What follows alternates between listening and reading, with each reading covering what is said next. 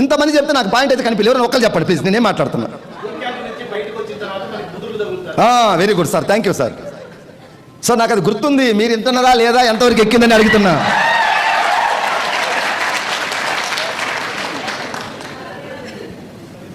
Boot camp నుంచి బయటకు వచ్చి నాకు ముదురులు తగులుతారా లేరా? ఆ ముదురులు ఏం మాట్లాడుతారంటే ఇది 6 నెలలకు గ్యారెంటీకి పోతుంటారు, గట్టిగా చెప్తారు వాళ్ళు. స్టార్టింగ్లో మనకు అంత ధైర్యం, అంత వాళ్ళతో ఢీకొని అంత ఇది లేదు. ఒకటి మీరు ఏమంటే బూట్ క్యాంప్కి వెళ్ళాము మేము, ఇన్కమ్ తీసుకున్నాం చాలా మందిని చూసామంటారు. 10 లక్షలు వస్తున్నాయి ఎంఎస్ఆర్ కంటారు. మీరు పోయి నిజంగా నువ్వు చూసినవా? వాడే చెప్పాడు స్టేజ్ మీద వచ్చి, నువ్వు చూసినవా? లేదు నువ్వు కొంచెం ధైర్యవంతుడే, లేదు నేను చూశాను, నాకు స్టేటస్ చూపించండు, లేకుంటే బ్యాంక్ స్టేట్మెంట్ చూపించండి, గట్టిగా మాట్లాడితే ఉంటారు తెలుసా. మళ్ళీ ముందు జాయిన్ అవ్వబట్టి వచ్చినాయి నీకు వస్తాయా? వాడి దగ్గర రెడీగా ఉంటాయి వచ్చానని మిమ్మల్ని చెట్లపాలు చేయడానికి. క్యాంప్కి వెళ్ళి వచ్చింది మనం, మనకు సలహాలు ఇచ్చేవాడు ఏ రేంజ్ అనేది ఆలోచించండి. అవునా కదా? అర్హత ఉందా మనకు సలహాలు ఇచ్చేంత అర్హత వెస్టీజ్ మీద? అదర్ కావచ్చు, ఆయన ప్రొఫెషనల్ కావచ్చు, లేకుంటే ఇంకేమైనా ఆయన రంగంలో ఆయన గొప్ప కావచ్చు. ఈ రంగంలో మనకు అంత కొంత నాలెడ్జ్ ఉంది. మీకు ఏదన్నా డౌట్ వస్తే మీ అప్లైన్ అడగండి. నిజంగా సార్ వాళ్ళకి 10 lakhs వస్తున్నాయా లేవా అడగండి.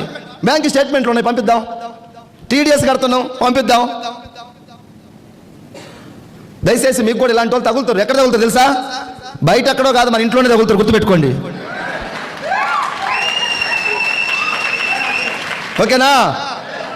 ఎవరు చెప్పినా మీరు డిసైడ్ అవ్వండి. ఇక్కడ ఒకవేళ మీ ఇంట్లో మీ హస్బెండే వద్దన్నాడు, తెలిసా తెలియకనా? తెలిస్తే చేతులు ఎత్తి మొక్కాలి వెస్టీజీకి, అంతే, నో డౌట్. ఒక్కొక్క ఆయన 20,000 జాబ్ చేస్తుండే, వెస్టీజ్ వద్దు గిస్టేజ్ వద్దు, 20,000 ఆయన చేసే జాబు తెలియక అంటున్నాడు. తెలియక ఇప్పుడు చిన్న పిల్లగాడికి మనం 50 రూపాయల నోటు ఇచ్చినా కిందనే వేస్తాడు, 100 రూపాయలు ఇచ్చినా అంతే, 1000 రూపాయల నోటు ఇచ్చినా కిందనే వేస్తాడు. తెలియక వెస్టీజ్ గురించి తెలియక తప్పు చేస్తున్నాడు. తెలిసిన ఎంబీబీఎస్, నిన్ననే మాకు మిర్యాలగూడలో ఒక doctor madam, MBBS MS surgeon, London, వెస్టీజ్లో పనిచేస్తుంది, సిల్వర్ డైరెక్టర్గా లాస్ట్ మంత్ 27,000 తీసుకున్నది. అటువంటి వాళ్ళు ఎంతోమంది, ఒక డాక్టర్ని కాదు, మా టీంలో ఒక మేడం వచ్చింది కాబట్టి చెప్తున్నారు. అట్లాంటి ఎంతోమంది పనిచేస్తా ఉన్నారు వెస్టీజ్లో. వాళ్ళు డాక్టర్లు సైతం వెస్టీజ్ గొప్పదంటా ఉన్నారు. దీని వాల్యూ ఎవరికి అంత తొందరగా తెలియదు, తెలిస్తే ఎవరు వదిలిపెట్టుకోరు. ఒక 3 months జర్నీ చేయండి మీరు, లేదా మీకు నెగిటివ్గా మాట్లాడే వాళ్ళని పట్టుకొచ్చి 3 నెలలు మన జర్నీ చేయండి. తర్వాత వాళ్ళతో వెస్టీజ్ వాళ్ళతో బంధం ఎలా ఉంటుందంటే ఫారిన్ పెవికిక్కులాగా తయారవుతుంది.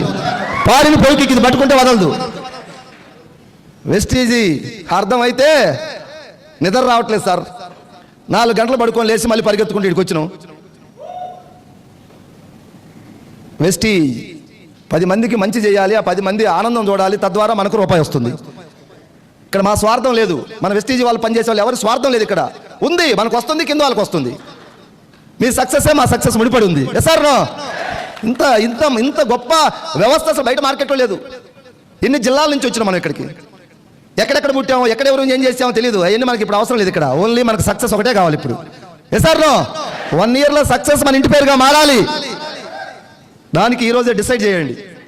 క్యాంపుకి వచ్చామా, క్లాప్స్ కొట్టామా, పోయామా, ఫుడ్ బాగా పెట్టారా, లేకపోతే బాగా పెట్టలేదా, నాకు పెరుగు సరిపోలేదు, నేను లాస్ట్లో పోతే నాకు వడలు అయిపోయినాయి, నాకు బజ్జీలు అయిపోయినాయి, ఈ అయిపోతే నష్టమే లేదు. ఈ తిన్నది ఈరోజు మనకి ఏటలు కోసి పెట్టినా గుర్తుండదు. ఒక సంవత్సరం పోయిన తర్వాత గుర్తుండదా? ఇన్కమ్ వస్తుందా రాలేదా? ఇందాక చెప్పాను కదా, ఆయమ్మ చిన్న పల్లెటూరు పర్పస్ విలేజ్, 5,000 3,000 రూపాయల శాలరీ కాస్త 8 సంవత్సరాలు పనిచేస్తే 8,000 అయింది. కరోనా టైంలో స్కూల్స్ ఆగిపోవడం వల్ల మన వెస్టీజ్ మీటింగ్కి వచ్చి కనెక్ట్ అయ్యి just 2 years, corona after corona తర్వాత 2.5 years గట్టిగా వెస్టీజ్ని పట్టుకుంటే ఇప్పుడు ఆ మేడం ఇన్కమ్ ఎంత అంటే 1,56,000 రూపాయలు తీసుకోవడం జరుగుతూ ఉంది.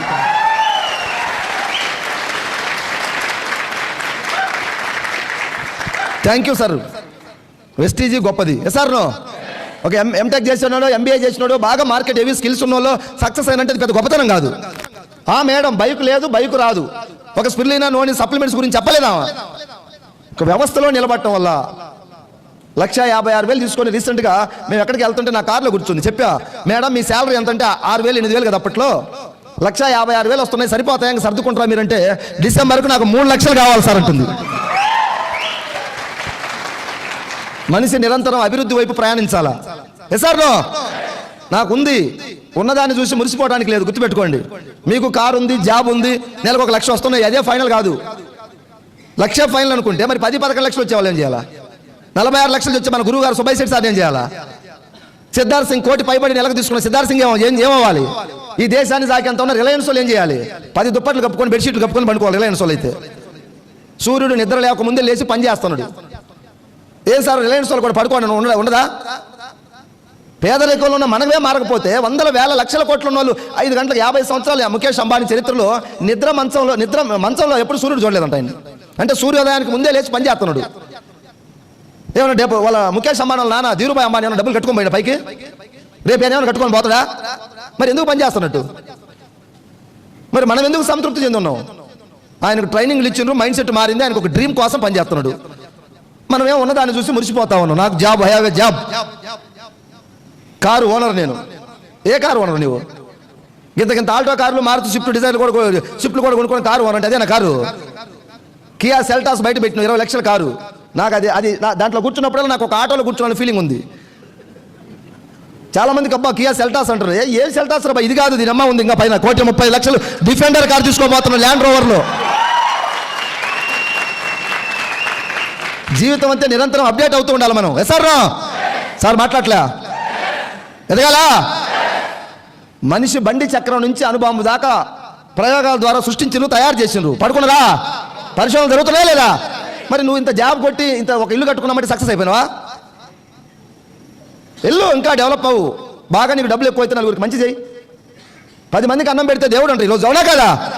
కొన్ని కోట్ల మందికి అన్నం పెడుతున్నా మన గౌతమ్ బాలిని మన దేవుడిగా గుర్తించచ్చా లేదా? ప్రవీణ్ సార్ని దేవుడు అనొచ్చా లేదా? వెస్టీజ్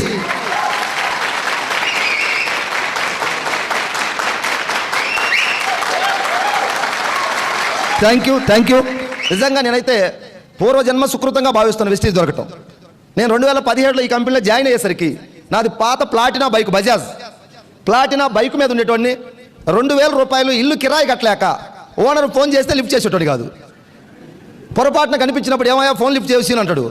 ఓనర్కి నాకేం బంధుత్వం ఉంటుంది ఫోన్ చేసి లిఫ్ట్ చేయడానికి? పైసలు ఉంటే లిఫ్ట్ చేస్తాం, పైసలు లేకుంటే ఫోన్ పక్కన పెడతాం. వాళ్ళని చేత ఎందుకులా మాట్లాడి ఈ చిన్న స్థాయి నుంచి ఆ మాటలు పడ్డ దగ్గర నుంచి దాన్ని కూడా పాజిటివ్గా మలుచుకున్నాం. చంద్రబాబు నాయుడు చెప్పిన ఒకసారి కష్టాల్లో కూడా అవకాశాన్ని ఎత్తుకోవాలంట. ఆ ఓనర్స్ దగ్గర మాటలు తిట్లు తిన్నప్పుడు ఏమయ్యా 2 గంటలేవు నువ్వు ఇల్లు ఖాళీ చేయమన్నప్పుడు ఆ కసి దీని మీద చూపించా వెస్టీజ్లో. దీనమ్మ సావో రేవో తేల్చుకోవాలని చెప్పేసి డిసైడ్ చేస్తే సక్సెస్ దొరికింది. వెనక మంట లేకపోతే సక్సెస్ రాదు. చిన్న జాబో లేదా ఒక 10-20 లక్షలు క్యాషో ఉంటే ఒక మంట ఉండదు. ఎక్కువ మందికి 20 లక్షల అప్పులతో వచ్చిన నేను వెస్టీజ్లోకి. 25 lakhs 2 రూపాయలు వడ్డీకి తెచ్చిన నోట్లు ఉన్నాయి నా దగ్గర. తెలిసి తెలియక ఒక 2-3 రకాల వ్యాపారాలు చేసినాం. ఆ వ్యాపారాల్లో అందరికీ వస్తుంటే మనకు కూడా వస్తాయి అనుకున్నాం. అనుభవం ఉండాలి ఎక్కడ కూడా వ్యాపారాలు రావాలంటే బిజినెస్లో. అనుభవం లేకపోవడం వల్ల ఒక 20-25 లక్షల అప్పులు అయ్యి వెస్టీజ్లో సైన్ చేసి మీటింగ్కి వచ్చిన తర్వాత వెనక మంట ఉన్నది. అది ఆ అప్పులే నా మంట. ఆ మంటతో పనిచేస్తే పోయిన సంవత్సరం డిసెంబర్కు నా ఇన్కమ్ నియర్లీ 1,60,00,000. ఈ ఇయర్ 1,50,00,000 ఏమే సార్ ఇన్కమ్. 20-25 లక్షల అప్పులు తీర్చేసి 20 లక్షల కారు ఈఎంఐ లేకుండా మొత్తం స్పాట్ క్యాష్ పెట్టి కొనుక్కున్నా. నియర్లీ 1 కోటి రూపాయల ప్లాట్లు కొనిపెట్టుకున్న త్రూ వెస్టీజ్ ద్వారా.